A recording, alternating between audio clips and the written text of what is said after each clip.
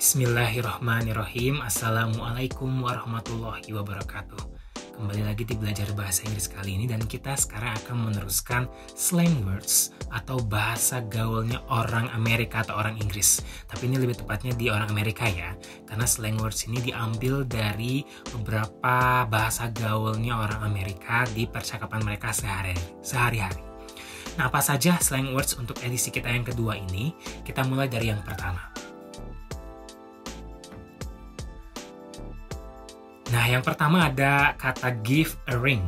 Give a ring ini bukan berarti artinya memberikan sebuah cincin ya, atau sedang melamar ya. Tapi give a ring ini ternyata artinya adalah sedang menelepon. Jadi ring di sini bukan ring cincin, tapi ring kalau kita sedang menelepon suka ada ring yang begitu ya. Dan ini bisa diartikan sebagai give a ring atau menelepon seseorang. Jadi untuk give a ring nanti kalian bisa pakai kata give a ring untuk menelepon. Untuk mengganti kata call ya, karena sudah bosan mungkin bisa diganti dengan kata give a ring. Yang pertama give a ring yaitu menelepon ya. Lalu yang kedua kita ada yang namanya, nah ini dia. Banyak sekali yang bertanya terkait dengan apa sih bahasa Inggrisnya dari cinta monyet. Nah ini ternyata ada bahasa Inggrisnya, tapi dalam bentuk slang words atau dalam bentuk bahasa gaul. Nah, untuk bahasa Inggrisnya cinta monyet ini ternyata adalah puppy love ya. Puppy love ya. Jadi puppy love ini bisa diartikan sebagai cinta monyet. Walaupun puppy itu adalah anjing ya, kata lain dari anjing, tapi ternyata kalau kita menyebutnya orang yang jatuh cinta pada saat muda disebut dengan cinta monyet, tapi di sana mungkin jatuh cinta saat muda disebutnya cinta anjing mungkin ya. Makanya disebut dengan puppy love, atau kita bisa menerjemahkannya sebagai cinta monyet ya, puppy love ini. Itu yang kedua. Lanjut kita ke yang ketiga. Selain puppy love, kita juga ada yang namanya blow me. Nah, blow me ini sering juga muncul di banyak film dan juga lagu berbahasa Inggris slang words ini ya. Dan blow me ini mempunyai makna yaitu membuat terkesan. Jadi kalau kita bisa membuat kalimatnya seperti ini. Can you blow me?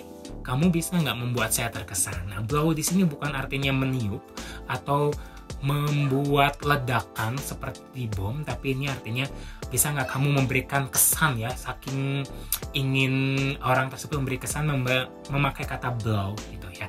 Jadi blow me ini artinya adalah membuat terkesan. Ini yang ketiga ya, untuk slang words bagi para anak-anak gaul di Amerika sana. Yang keempat, setelah blow me kita punya kita punya frase berikutnya yaitu knock. Nah, kalau kita ketahui knock itu kan artinya adalah mengetuk, yang mengetuk pintu, knock. Nah, diketok pintunya ya. Tapi ternyata dalam slang words atau dalam bahasa gaulnya orang sana, knock itu artinya adalah sedang membicarakan orang di belakang. Atau kata lainnya adalah ini adalah untuk menerjemahkan gibah ke dalam bahasa Inggris secara bahasa gaul di sana ya. Nah, jadi kita tahu nih bahasa Inggrisnya gibah, orang yang suka ngomongin di belakang. Kata kerjanya atau katanya bisa diganti dengan kata knock. Nah, ini dia knock,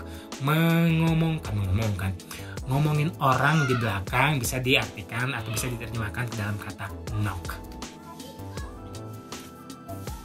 Knock atau gibah itu nomor 4. Berikutnya setelah knock atau gibah, kita punya yang namanya drop it. Nah, drop it ini selain ada di istilah game ya, yang artinya ngambil item orang lain, dan drop it ini juga masuk ke dalam slang words atau bahasa gaulnya orang Amerika sana.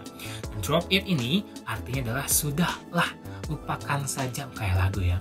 Sudahlah katanya, lupakan saja, drop it. Jadi mereka kalau lagi ada masalah, terus lagi kesal mungkinnya bisa mengucapkan dengan kata drop it. Ah, udahlah, lupain aja. Nah, gitu ya. Drop it itu artinya adalah sudahlah, lupain aja ya, untuk kata drop it. Berikutnya setelah drop it kita punya ada namanya, nah pasti semua sudah orang tahu ya, yaitu buddy. Buddy di sini pastinya artinya adalah teman ya. Tapi kalau kamu sudah menganggap orang tersebut sebagai sahabat, bisa dikatakan sebagai buddy. Tapi buddy juga ini untuk menyapa orang yang nggak dikenal juga ternyata ya. Jadi kalau kita, hey buddy, come here. Nah, jadi untuk menyapa orang yang belum dikenal bisa pakai menggunakan kata buddy, lebih daripada guys ya. Guys itu mungkin lebih ke banyak orang, hey guys, ya hello guys, welcome back. Nah itu kan biasanya dipakai oleh banyak YouTuber ya. Kalau buddy itu lebih ke apa ya, lebih ke pendekatannya lebih dibanding guys. Jadi kamu kalau punya sahabat atau teman yang lebih dekat bisa menggunakan kata buddy atau sahabat ini ya.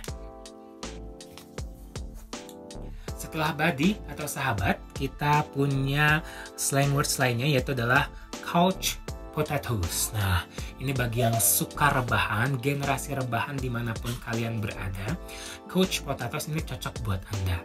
Karena couch potatoes ini adalah bahasa gaulnya atau slang words-nya untuk orang-orang yang pemalas. Jadi kamu kalau disebut sebagai orang pemalas bisa dikatakan sebagai you are a couch potato. Atau yang menyebutkan bagi orang-orang yang pemalas semuanya you are couch potatoes ya. Jadi ini bukan artinya kentang ya, tapi memang ini untuk menyebutkan atau memberi julukan kepada orang-orang yang pemalas. You are a couch potato atau couch potato ini disebut dengan orang pemalas ya. Berikutnya setelah couch potato kita ada slang words yaitu namanya I'm sucked. Ini emang sedikit agak kasar nggak ya? Kasar nggak ya nih suck ini ya? Sucked ini ya. Tapi kalau misalnya dilihat dari rinciannya suck ini sepertinya belum masuk ke kata kasar. Jadi masih, tapi ini diungkapkan ketika memang sedang kesal, sedang marah.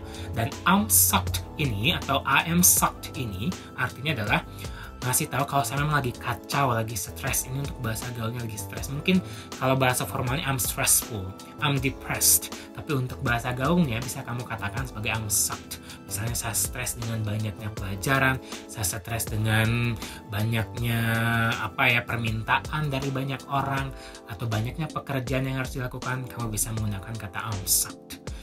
I'm sucked ini artinya adalah lagi kacau ya, bukan lagi manja seperti lagunya Siti Badriah ya, tapi lagi kacau, I'm sucked.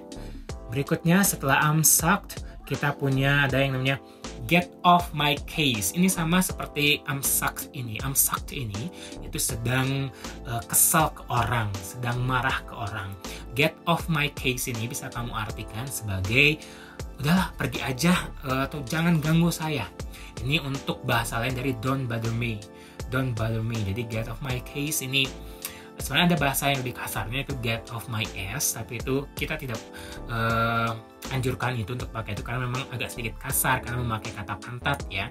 Tapi bisa kamu pakai get off my case untuk ngasih tahu ke orang-orang, duh jangan ganggu saya deh, pergi sana. Nah, get off my case untuk artinya jangan ganggu.